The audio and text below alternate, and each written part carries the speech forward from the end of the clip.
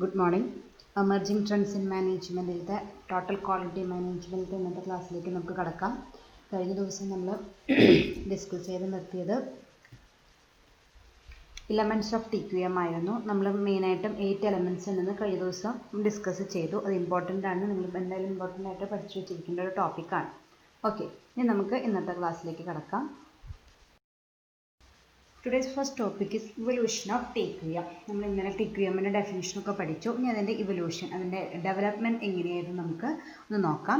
In 1924, W.A. Schwartz of Bell Telephone Laboratories developed a chart for the product control variable. അതാണ് അതിൻ്റെ step. This was considered to be the beginning of statistical quality control. അപ്പോൾ ഇതിൻ്റെ starting ഉണ്ടായത് 1924 W.A. Schwartz എന്ന് പറഞ്ഞ ഒരാൾ എന്ത് ചെയ്യപ്പെട്ടു? Develop a chart for the product control variable.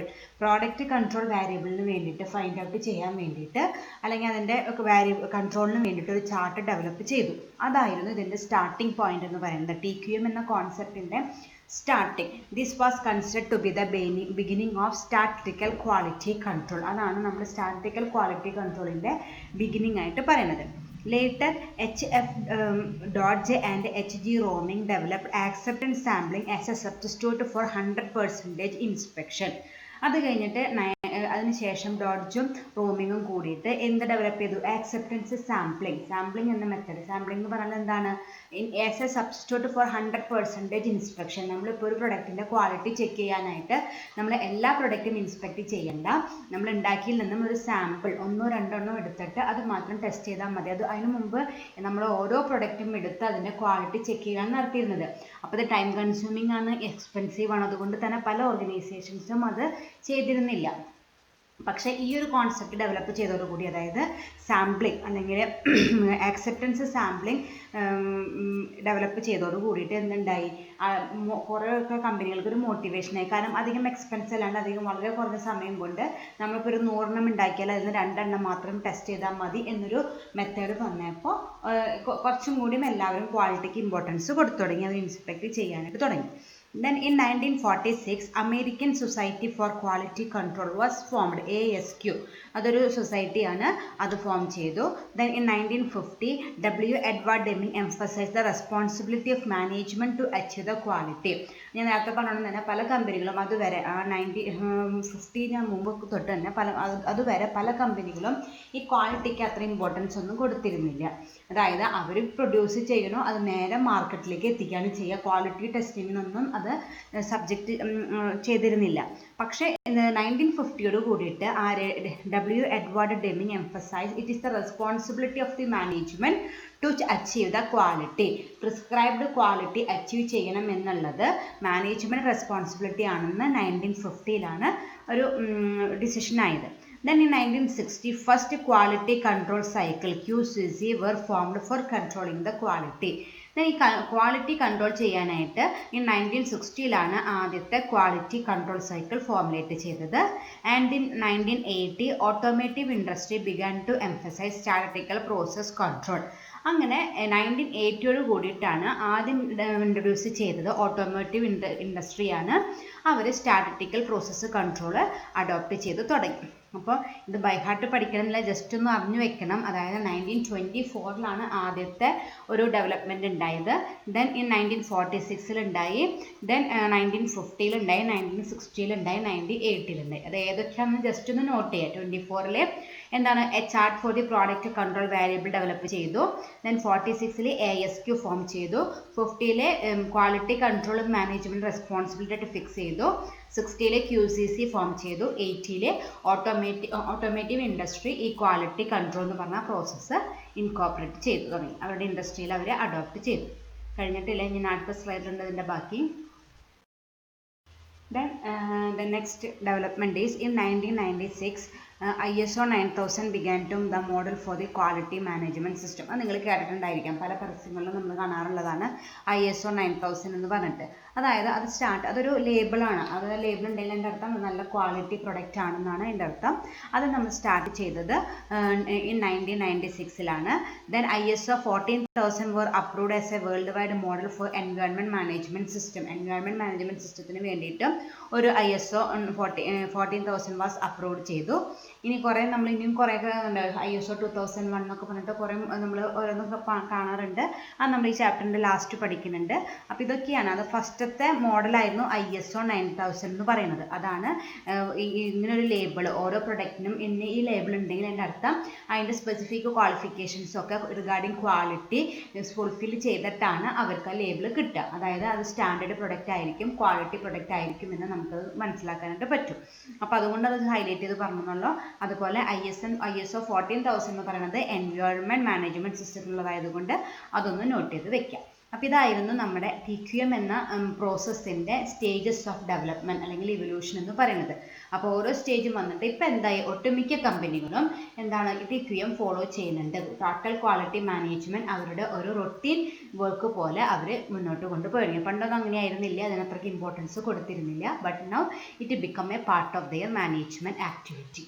Okay, next topic is stages or phases in the implementation of TQM. നമ്മൾ ഒരു ഓർഗനൈസേഷനിലെ TQM ഇംപ്ലിമെൻറ്റ് ചെയ്യുന്നതിനേക്കാളും മുമ്പ് എന്തെല്ലാം കാര്യങ്ങൾ ചെയ്യണം, എന്തെല്ലാമാണ് അതിൻ്റെ ഫേസസ് നോക്കാം. First one is preparation. നമുക്കറിയാം എന്താണ് പ്രിപ്പറേഷൻ. അതിന് വേണ്ടിയിട്ട് നമ്മൾ കുറച്ച് കാര്യങ്ങളൊക്കെ ചെയ്യണം. അത് നോക്കാം എന്താണെന്നുള്ളത്. Management decide whether or not pursue a TQM programme. അതാണ് ഞാൻ നേരത്തെ പറഞ്ഞു. TQM എന്നത് ഇംപ്ലിമെൻറ്റേഷൻ ഒരു കമ്പൽസറി അല്ല. ബൈ ലോ സ്റ്റാറ്റ്യൂ പ്രകാരം ഒന്നും ആരും ഇത് പറയുന്നില്ല. പക്ഷേ ഇംപ്ലിമെൻറ്റ് ചെയ്താൽ അത് കമ്പനിക്ക് ബെനിഫിഷ്യൽ ആവുകയും ചെയ്യും. അപ്പോൾ നമ്മൾ മാനേജ്മെൻറ്റ് ആദ്യം തീരുമാനിക്കണം നമുക്ക് നമ്മുടെ ഓർഗനൈസേഷനിൽ TQM ഇംപ്ലിമെൻറ്റേഷൻ വേണോ വേണ്ടേ എന്നുള്ളത്. അതാണ് ഏറ്റവും ആദ്യം ഡിസൈഡ് ചെയ്യേണ്ടത്. They undergo initial training, identify needs for outside consultants, develop a specific vision and goals, and communicate the goal throughout the organization. Then അവരങ്ങനെ ആദ്യം നമ്മൾ തീരുമാനിച്ചു വേണോ വേണ്ട നമ്മൾ തീരുമാനിച്ചെന്ന് പറഞ്ഞു. അങ്ങനെ നമ്മൾ TQM ഇംപ്ലിമെൻറ്റ് ചെയ്യാൻ തീരുമാനിച്ചാൽ ആദ്യം തന്നെ ചെയ്യേണ്ടത് എന്തൊക്കെയാണ് നമ്മൾ പറഞ്ഞേക്കുന്നത്. Undergo initial training. നമ്മുടെ ഓർഗനൈസേഷനിലെ എല്ലാ എംപ്ലോയീസിനും ഈ TQMനെ കുറിച്ചിട്ട് ഒരു ട്രെയിനിങ് നമ്മൾ കൊടുക്കണം. കാരണം ഇതുവരെ നമ്മൾ ഫോളോ ചെയ്യാത്തൊരു പുതിയ സിസ്റ്റം നമ്മൾ ഇംപ്ലിമെൻറ്റ് ചെയ്യാൻ പോവുകയാണ്. അപ്പോൾ TQM തന്നെയല്ല, ഏതൊരു പുതിയൊരു കോൺസെപ്റ്റും ഒരു സിസ്റ്റം നമ്മുടെ ഓർഗനൈസേഷനിൽ ഇൻട്രൊഡ്യൂസ് ചെയ്യുമ്പോൾ നമ്മൾ എന്തായാലും എല്ലാവർക്കും ട്രെയിനിങ് കൊടുത്തിരിക്കണം. അതുപോലെ ഇവിടെയും അവർക്ക് എംപ്ലോയീസിന് ഇനീഷ്യൽ ട്രെയിനിങ് പ്രൊവൈഡ് ചെയ്യാം. Then identify needs for outside consultants. നമുക്ക് ഇപ്പോൾ TQM എന്നപ്പോൾ ഞാൻ നേരത്തെ പറഞ്ഞ പോലെ പുതിയൊരു കോൺസെപ്റ്റാണ്. എക്സിസ്റ്റിംഗ് എംപ്ലോയീസിനും അതിനെക്കുറിച്ച് പ്രത്യേകിച്ചൊരു അവയർനെസ് ഒന്നും ഉണ്ടാവില്ല. അപ്പോൾ നമ്മൾ എന്ത് ചെയ്യേണ്ടതായിട്ട് വരും, ഔട്ട്സൈഡ് കൺസൾട്ടൻറ്റിനെ അപ്രോച്ച് ചെയ്യേണ്ടതായിട്ട് വരും. അപ്പോൾ അതൊന്ന് നോക്കണം ആവശ്യമുണ്ടോ. അല്ലെങ്കിൽ ചിലപ്പോൾ നമ്മുടെ ഓർഗനൈസേഷനിലെ എംപ്ലോയീസിന് തന്നെ അതിനെക്കുറിച്ച് നല്ലൊരു ഐഡിയ ഉണ്ടെങ്കിൽ നമുക്ക് ഔട്ട്സൈഡ് കൺസൾട്ടൻ്റ് ആവശ്യമില്ല. നമ്മുടെ കയ്യിലുള്ള എംപ്ലോയീസിനെ വെച്ചിട്ടാണ് നമുക്കത് മൂവ് ചെയ്യാവുന്നതാണ്. അപ്പോൾ identify the needs four outside consultants. Develop a specific vision and goal. അത് കഴിഞ്ഞിട്ട് നമ്മൾ എന്ത് ചെയ്യണം, നമുക്ക് TQM നമ്മൾ ഇംപ്ലിമെൻറ്റ് ചെയ്യാനായിട്ട് ഉദ്ദേശിച്ചു. അപ്പോൾ അതിന് ആവശ്യമായിട്ടുള്ള വിഷനും ഗോൾസും ഒക്കെ നമ്മൾ ഡെവലപ്പ് ചെയ്യണം. And communicate the goal through out the organisation. ഇത് നമ്മൾ എന്ത് ചെയ്യണം, നമ്മുടെ ഓർഗനൈസേഷനിലുള്ള എല്ലാവരും ഇത് പ്രോപ്പറായിട്ട് കമ്മ്യൂണിക്കേഷൻ നടത്തണം. അപ്പോൾ അതാണ് നമ്മൾ ഏറ്റവും ആദ്യം ചെയ്യേണ്ടത്. First we have to decide whether we have to pursue the TQM or not. അത് TQM പ്രോഗ്രാം നമ്മുടെ ഓർഗനൈസേഷനിൽ ഇംപ്ലിമെൻറ്റ് ചെയ്യണമെന്ന് തീരുമാനിക്കുക. ഇംപ്ലിമെൻറ്റ് ചെയ്യുന്നുണ്ടെങ്കിൽ provide proper initial training, identify the needs for the outside consultants, develop a specific vision and goal and communicate the goals throughout the organization. That is the first step. Then the second step is planning. Preparation കഴിഞ്ഞു ഇനി നമ്മൾ എന്ത് ചെയ്യണം, planning നടത്തണം. A detailed plan of implementation is drafted, infrastructure that support the program is established, and the resources necessary to begin the plan are allocated. നമ്മൾ എന്ത് ചെയ്യണം, A detailed plan of implementation നമ്മൾ ഡ്രാഫ്റ്റ് ചെയ്യണം. നമ്മൾ ഈ ഇംപ്ലിമെൻറ്റേഷന് എന്തൊക്കെയാണ് നമ്മൾ പ്ലാൻ ചെയ്യേണ്ടതെന്നുള്ളത്, എന്തൊക്കെ കാര്യങ്ങളാണ് നമ്മൾ ചെയ്യേണ്ടതെന്നുള്ളത് ഒരു പ്ലാൻ പ്രിപ്പയർ ചെയ്യണം. Then infrastructure that support the the programme is establish. ഇനി ഈ TQM എന്ന പ്രോഗ്രാം നമ്മൾ ഇംപ്ലിമെൻറ്റ് ചെയ്യുമ്പോൾ എന്തെല്ലാം അഡീഷണൽ ഇൻഫ്രാസ്ട്രക്ചറാണ് നമുക്ക് വേണ്ടി വരിക. TQM എന്ന പുതിയൊരു ഈ പ്രോസസ്സാണ്. അത് നമ്മൾ ഇംപ്ലിമെൻറ്റേഷന് വേണ്ടിയിട്ട് എന്തൊക്കെ അഡീഷണൽ ഇൻഫ്രാസ്ട്രക്ചർ നമുക്ക് വേണ്ടി വരുമെന്ന് നമ്മൾ ഡിസൈഡ് ചെയ്യണം. And the resources necessary to begin the plan are allocated. അതിനാവശ്യമായിട്ടുള്ള റിസോഴ്സസും ഇൻഫ്രാസ്ട്രക്ചറും നമ്മൾ പ്രൊവൈഡ് ചെയ്യലാണ് നമ്മൾ രണ്ടാമത്തെ സ്റ്റെപ്പായിട്ട് അല്ലെങ്കിൽ രണ്ടാമത്തെ phase ആയിട്ട് നമ്മൾ ചെയ്യേണ്ടത്. Okay, we have to make a proper planning about the implementation of the TQM program. Okay, then the third phase is assessment.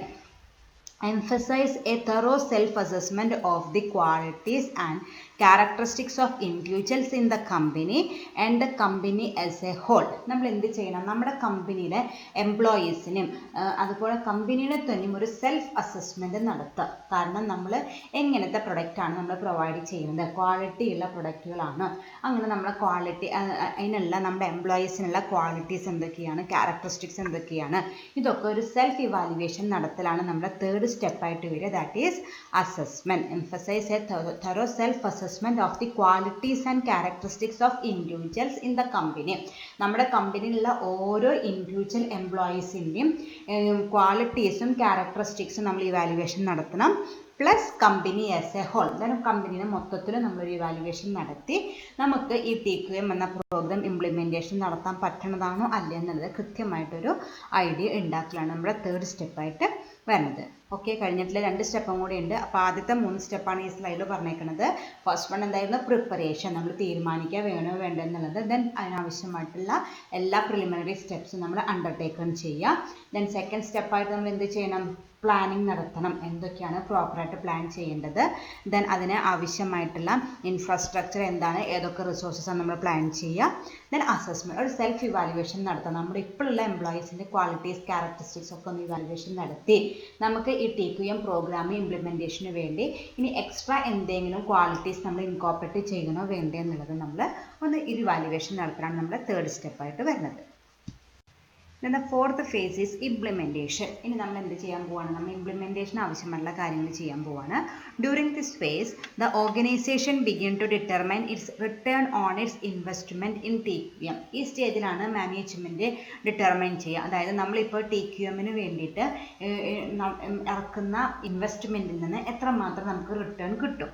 ഞാൻ നേരത്തെ പറഞ്ഞോളം തന്നെ it is not compulsory but it is beneficial to the company. കമ്പനിക്ക് എന്തായാലും ലാഭകരം തന്നെയായിരിക്കും. നിയമപ്രകാരമൊന്നും ഇല്ലെങ്കിൽ അത് implement ചെയ്യുകയാണെങ്കിൽ കമ്പനിക്ക് ബെനിഫിഷ്യൽ ആയിരിക്കും. അപ്പോൾ എത്രയായിരിക്കും, എന്തായിരിക്കും റിട്ടേൺ എന്ന് കൃത്യമായിട്ട് ഇവാലുവേഷൻ ഈ സ്റ്റേജിൽ നമ്മുടെ മാനേജ്മെൻറ്റ് നടത്തും. During this phase, support personnel are chosen and trained. Managers and the workforce are also trained. അപ്പോൾ അതെന്ത് ചെയ്യും, ഈ സ്റ്റേജിലാണ് നമുക്ക് നമ്മുടെ ഈ വർക്ക് TQM എന്ന പ്രോഗ്രാം ഇംപ്ലിമെൻറ്റേഷന് എന്തെങ്കിലും സപ്പോർട്ട് സ്റ്റാഫ് ആവശ്യമുണ്ടെങ്കിൽ അവരെ അപ്പോയിൻറ്റ് ചെയ്യുക, അവർക്ക് പ്രോപ്പർ ട്രെയിനിങ് കൊടുക്കുക. അതുപോലെ എക്സിസ്റ്റിംഗ് മാനേജേഴ്സിനും എംപ്ലോയീസിനും പ്രോപ്പർ ട്രെയിനിങ് കൊടുക്കുക. നമ്മൾ നേരത്തെ ട്രെയിനിങ് പറഞ്ഞത് എന്തിനായിരുന്നു, അത് ഇനീഷ്യൽ ട്രെയിനിങ്ങിന് ഇംപ്ലിമെൻറ്റേഷന് മുമ്പ് നമ്മൾ ഈ TQMൻ്റെ ബെനിഫിറ്റ്സും അതിൻ്റെ ഓപ്പർച്യൂണിറ്റീസും ഒക്കെ എക്സ്പ്ലെയിൻ ചെയ്യാനായിട്ടൊരു ട്രെയിനിങ് കൊടുക്കണമെന്ന് നേരത്തെ പറഞ്ഞത്. ഇവിടെ നമ്മൾ എങ്ങനെയാണ് നമ്മൾ TQM ഇംപ്ലിമെൻറ്റ് ചെയ്യേണ്ടത് എന്നുള്ള പ്രോപ്പർ ട്രെയിനിങ്, എങ്ങനെയൊക്കെയാണ് നമ്മൾ ചെയ്യേണ്ടത്, എന്തൊക്കെ കാര്യങ്ങൾ ചെയ്യണം എന്നുള്ള പ്രോപ്പർ ട്രെയിനിങ്ങാണ് ഇവിടെ കൊടുക്കേണ്ടത്. അപ്പോൾ നമ്മൾ സപ്പോർട്ടിംഗ് സ്റ്റാഫിനെ അപ്പോയിൻറ്റ് ചെയ്ത് അവരും ട്രെയിൻ ചെയ്യാം. അതുപോലെ നമ്മളിപ്പോൾ നമ്മുടെ കയ്യിലുള്ള എംപ്ലോയീസിനെയും അപ്പോയിൻറ്റ് ചെയ്തിട്ട് അവർക്കും ട്രെയിനിങ് കൊടുക്കാനായിട്ട് പറ്റും. It also explains each worker's role in the program and explain what is expected from workers. അപ്പോൾ ഇതിലാണ് നമ്മൾ എന്ത് ചെയ്യാം, ഓരോ ഇൻഡിവിജ്വൽസും എന്താണ് അവർ പെർഫോം ചെയ്യുന്നത്, ഈ ഇംപ്ലിമെൻറ്റേഷനിൽ അവരുടെ റോൾ എന്താണ് അവരിൽ നിന്ന് എക്സ്പെക്റ്റ് ചെയ്യുന്നത്, അത് കൃത്യമായിട്ട് ഈ ഒരു സ്റ്റേജിലാണ് നമ്മൾ എക്സ്പ്ലെയിൻ ചെയ്ത് കൊടുക്കുക. അതാണ് നമ്മുടെ 4ാമത്തെ ഫേസ് ആയിട്ട് വരിക. That is implementation.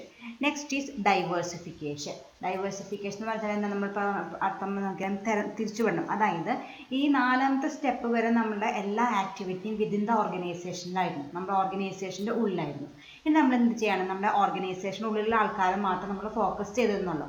എന്നിട്ട് നമ്മൾ 4ാമത്തെ സ്റ്റെപ്പ് കഴിഞ്ഞ് നമ്മൾ ഇംപ്ലിമെൻറ്റേഷൻ നടത്തി നമ്മുടെ TQM സക്സസ് ആയാൽ we extend this TQM programme to the external parties like suppliers, distributors etcetera. കാരണം എന്താണെന്ന് വെച്ചാൽ അവരും കൂടി വിചാരിച്ചാലാണ് അവരും they are also a part of our organisation. ഈ സപ്ലയേഴ്സ് ആയാലും ഡിസ്ട്രിബ്യൂട്ടേഴ്സ് ആയാലും ഒക്കെ നമ്മുടെ ബിസിനസ്സിൻ്റെ സക്സസ്സിന് ഒരു ഇമ്പോർട്ടൻറ്റ് എലമെൻറ്റ്സ് തന്നെയാണ്. അപ്പോൾ അവരിലേക്കും കൂടി നമ്മൾ എക്സ്റ്റെൻഡ് ചെയ്യാണ്, നമ്മുടെ TQM പ്രോഗ്രാം എക്സ്റ്റെൻഡ് ചെയ്യാണ് 5ാമത്തെ ഫേസ് ആയിട്ട് വരുന്നത്. That is diversification.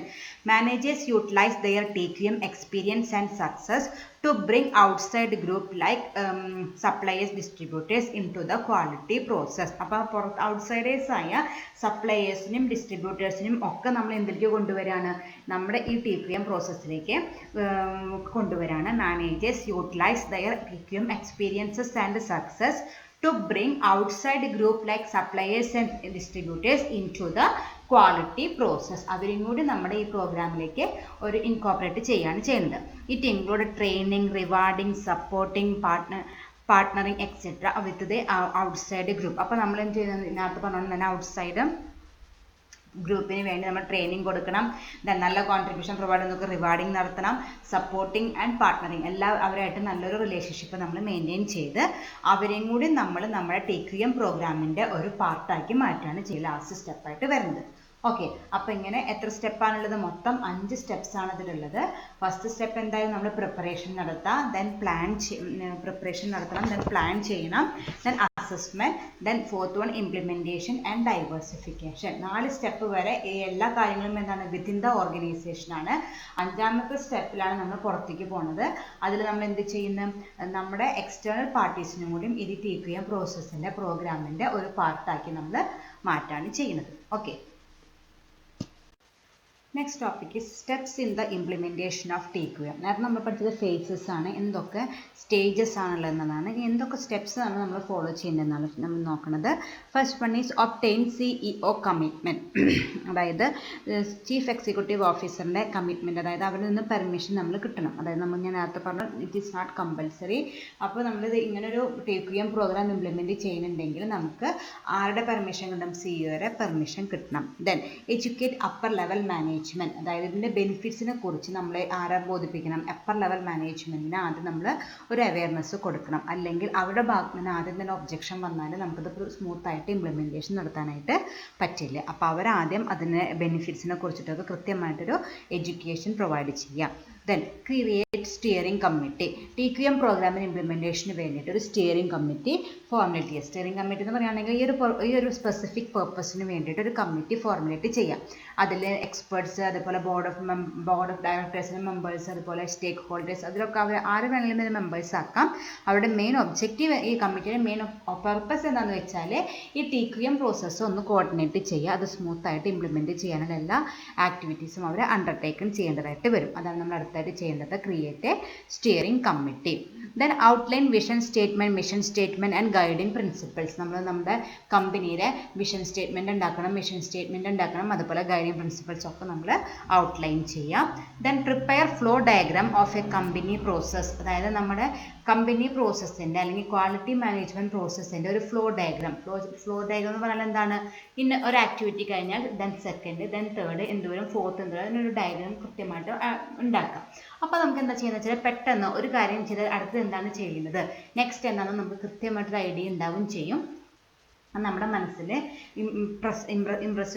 നമ്മുടെ മനസ്സിൽ എപ്പോഴും ഉണ്ടായിരിക്കും ചെയ്യും. അതാണ് നല്ലൊരു ഫ്ലോ ഡയഗ്രാം ഉണ്ടാക്കുക. കമ്പനിയുടെ പ്രോസസ്സിൻ്റെ അല്ലെങ്കിൽ കമ്പനിയുടെ ആക്ടിവിറ്റീസിന് ഒരു ഫ്ലോ ഡയഗ്രാം ഉണ്ടാക്കുക. ദെൻ ഫോക്കസ് ഓൺ എക്സ്റ്റേണൽ കസ്റ്റമറെ ഫോക്കസ് ചെയ്യുക. നമ്മൾ പഠിച്ചിട്ടുണ്ട് ഇൻറ്റേർണൽ കസ്റ്റമർ ഉണ്ട്, എക്സ്റ്റേണൽ കസ്റ്റമർ ഉണ്ടെന്ന് പഠിച്ചിട്ടുണ്ട്. ആദ്യം എക്സ്റ്റേണൽ കസ്റ്റമർ നമ്മുടെ സാധാ കസ്റ്റമേഴ്സിൽ തന്നെ അവർ നമ്മൾ ഫോക്കസ് ചെയ്യണം. അവരുടെ നീഡ്സും വാട്സിനൊക്കെ തന്നെയാണ് നമ്മൾ ഏറ്റവും കൂടുതൽ ഇമ്പോർട്ടൻസ് കൊടുക്കേണ്ടത്. Then consider employees as an internal customer. ഇത് നമ്മൾ പഠിച്ചിട്ടുള്ളതാണ്. ഇന്റേണൽ കസ്റ്റമർ ആരാണ്? എംപ്ലോയീസ് ആണ്. നമ്മുടെ ഓർഗനൈസേഷനിൽ വർക്ക് ചെയ്യുന്ന എംപ്ലോയീസിനെ വിളിക്കുന്ന പേരാണ് ഇന്റേണൽ കസ്റ്റമേഴ്സ് എന്ന് പറയുന്നത്. അവരെയും ഒരു നല്ലൊരു രീതിയിൽ നമ്മൾ ട്രീറ്റ് ചെയ്യണം. അവരും ഒരു നമ്മുടെ പാർട്ട് ഓഫ് ബിസിനസ് ആണെന്ന് വിചാരിച്ച് നമ്മുടെ ബിസിനസ് നല്ലത് പോകണമെങ്കിൽ അവരും കൂടി ഉണ്ടായാലേ പറ്റും. അപ്പോൾ അവരെ നമ്മൾ കൺസിഡർ ചെയ്യണം. Then provide quality training programme. നേരത്തെ പറഞ്ഞ പോലെ തന്നെ നമ്മൾ ആവശ്യത്തിലുള്ള ക്വാളിറ്റി ട്രെയിനിങ് പ്രോഗ്രാംസ് നമ്മൾ പ്രൊവൈഡ് ചെയ്യണം. എസ്റ്റാബ്ലിഷ് ക്വാളിറ്റി ഇംപ്രൂവ്മെൻറ്റ് ടീംസ്, അതിന് വേണ്ടിയിട്ടൊരു ടീമിനെ ക്വാളിറ്റി ഇമ്പ്രൂവ്മെൻറ്റിന് വേണ്ടി ഒരു ടീം കോൺസ്റ്റിറ്റ്യൂട്ട് ചെയ്യാം. ഇംപ്ലിമെൻറ്റ് പ്രോസസ് ഇമ്പ്രൂവ്മെൻറ്റ്, നമ്മുടെ പ്രോസസ് ഇമ്പ്രൂവ്മെൻറ്റ്, അതായത് നമുക്ക് ഒരു പ്രോസസ്സ് ഒരു സമയത്ത് നമ്മൾ നേരത്തെ ഞാൻ പറഞ്ഞു prepare A flow diagram of the company process ഒരു തവണ ക്രിയേറ്റ് ചെയ്ത് വെച്ചിട്ടുണ്ട്. എല്ലാ കൊല്ലം അതല്ല ചെയ്യേണ്ടത്, നമ്മൾ എന്ത് ചെയ്യണം, മോഡിഫിക്കേഷൻസ് വരുത്തണം. കാരണം ടെക്നോളജീസൊക്കെ അപ്ഗ്രേഡ് ചെയ്യുന്നതിനനുസരിച്ച് നമ്മുടെ പ്രൊഡക്ഷൻ പ്രോസസ്സിലും മാനുഫാക്ചറിങ് പ്രോസസ്സിലൊക്കെ ചേഞ്ചസ് വരുത്തണം. അപ്പോൾ അതാണ് ഇവിടെ പറഞ്ഞത് ഇംപ്ലിമെൻറ്റ് പ്രോസസ് ഇംപ്രൂവ്മെൻറ്റ്. അതായത് we have to make some changes in our business process. നമ്മുടെ ബിസിനസ് ആക്ടിവിറ്റീസിൽ കുറച്ച് ചേഞ്ചസ് ഒക്കെ നമ്മൾ ഇൻകോപ്പറേറ്റ് ചെയ്യണം. Then use tools of TQM tools നമ്മൾ ഇനി അടുത്ത് പഠിക്കാൻ പോകുന്നുണ്ട്. അതിലേതെങ്കിലും ഏറ്റവും ആപ്റ്റ് ആയിട്ടൊരു ടൂൾ നമ്മൾ യൂസ് ചെയ്യാം. Know the benefits of TQM. നമ്മുടെ ഓർഗനൈസേഷനിൽ എല്ലാവരും എന്തിനെ കുറിച്ച് അറിഞ്ഞിരിക്കണം, ഈ TQM ഇംപ്ലിമെൻറ്റ് ചെയ്താൽ എന്തൊക്കെയാണ് ബെനിഫിറ്റ്സ് എന്ന് എല്ലാവർക്കും അറിയണം. അതറിഞ്ഞില്ലെങ്കിൽ എന്താ പ്രശ്നം ഉണ്ടാവുകയെന്ന് വെച്ചാൽ ഒബ്ജെക്ഷൻസ് ഉണ്ടാവും. എംപ്ലോയീസ് ഒന്നും ഇതിനത്രയ്ക്ക് പോസിറ്റീവായിട്ട് എടുക്കില്ല, അതിനനുസരിച്ച് വർക്ക് ചെയ്യില്ല. അപ്പോൾ ഓരോരുത്തരും അതിൻ്റെ ബെനിഫിറ്റ്സിനെ കുറിച്ച് കൃത്യമായിട്ട് എഡ്യൂക്കേറ്റ് ചെയ്താൽ നമുക്ക് ഇംപ്ലിമെൻറ്റേഷൻ സ്മൂത്തായിട്ട് നടത്താനായിട്ട് പറ്റും. അപ്പോൾ ഇത്രയും കാര്യങ്ങളാണ് നമ്മൾ ഒരു TQM ഇംപ്ലിമെൻറ്റേഷൻ സ്റ്റേജിൽ നമ്മൾ ചെയ്യേണ്ടതായിട്ട് വരും. അപ്പോൾ ഇത് രണ്ടും തെറ്റരുത്. നേരത്തെ പഠിച്ചത് ഫേസസ് ആണ്, എന്തൊക്കെ ഫേസസ് ആണ്, മുഖങ്ങളാണ് അതിനുള്ളത് എന്നുള്ളതാണ്. ഇവിടെ പഠിക്കുന്നത് സ്റ്റെപ്സ് ആണ്. അത് ഓരോന്നും ഓർഡർ തെറ്റിക്കാണ്ട് തന്നെ പഠിക്കേണ്ടതാണ് കേട്ടോ. Okay, next topic is 6 C's for the successful implementation of TQM. അപ്പോൾ നമ്മൾ ഇംപ്ലിമെൻറ്റേഷൻ ആവശ്യമുള്ള ഫേസസും സ്റ്റെപ്സും ഒക്കെ പഠിച്ചു. ഇനി നമ്മുടെ ഇംപ്ലിമെൻറ്റേഷൻ സക്സസ് ആവാനായിട്ട് നമ്മൾ 6 കാര്യങ്ങൾ ശ്രദ്ധിച്ചാൽ മതി. First one is commitment from employees. അതായത് ഒരു കമ്മിറ്റ്മെൻറ്റ് വേണം. എംപ്ലോയീസിൻ്റെ ഭാഗത്ത് വർക്ക് ചെയ്താൽ മാത്രമേ അവർക്ക് എന്തുണ്ടാവുള്ളൂ, നമുക്ക് TQM ഇംപ്ലിമെൻറ്റ് ചെയ്യാനായിട്ട് പറ്റുള്ളൂ. അപ്പോൾ അതാണ് ആദ്യം വേണ്ടത്, commitment from employees. They should work hard or should have A positive attitude towards A TQM.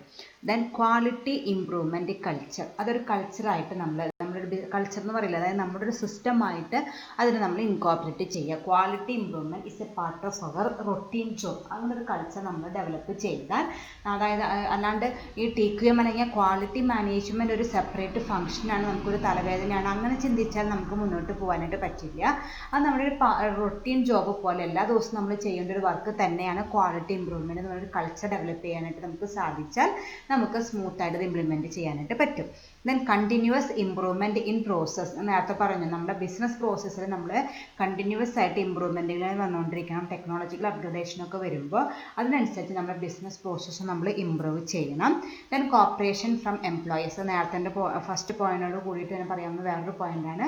Commitment വേണം, അതുപോലെ കോപ്പറേഷനും വേണം. അവർ നന്നായിട്ട് കോപ്പറേറ്റ് ചെയ്ത് വർക്ക് ചെയ്താലേ നമുക്ക് നമ്മുടെ ബിസിനസ്സിൻ്റെ TQM ഇംപ്ലിമെൻറ്റേഷൻ സക്സസ് ആക്കാനായിട്ട് പറ്റുള്ളൂ. Then focus on customer satisfaction. നമ്മുടെ കസ്റ്റമർ എപ്പോഴും എന്ത് TQM എന്ന് പറഞ്ഞാലും നമ്മുടെ ഫോക്കസ് എന്തിൽ തന്നെയായിരിക്കണം, നമ്മുടെ കസ്റ്റമറിലായിരിക്കണം. അവർ നമ്മൾ എന്ത് ചെയ്യണം, അവർക്ക് നമ്മൾ മാക്സിമം സാറ്റിസ്ഫാക്ഷൻ നമ്മൾ പ്രൊവൈഡ് ചെയ്യണം. Then effective control. നമ്മൾ പ്രോപ്പറായിട്ട് എല്ലാ കാര്യങ്ങളും കൺട്രോൾ ചെയ്തിട്ട് വേണം മുന്നോട്ട് കൊണ്ടുപോകാനായിട്ട്. ഈ 6 കാര്യങ്ങൾ ശ്രദ്ധിച്ചാൽ നമുക്ക് ഇംപ്ലിമെൻറ്റേഷൻ സക്സസ് ആക്കാനായിട്ട് പറ്റും.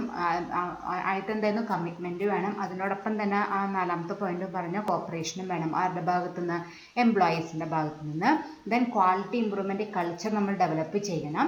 Then continuous improvement in business process. Then focus on customer satisfaction and effective control mechanism should be adopted. ഈ കാര്യങ്ങളൊക്കെ ചെയ്താൽ നമ്മുടെ TQM ഇംപ്ലിമെൻറ്റേഷൻ സക്സസ് ആവും. Okay, thank you.